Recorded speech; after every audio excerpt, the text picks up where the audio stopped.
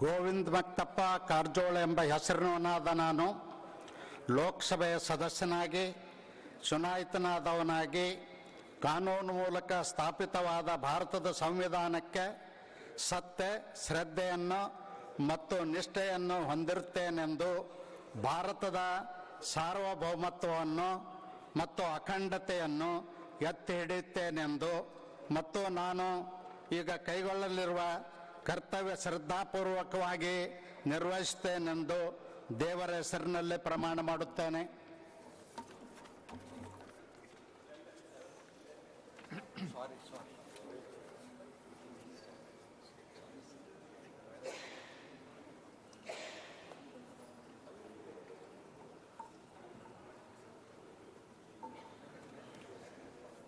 Shri Yaduveer Krishnadatta Chamraj Wadiyar.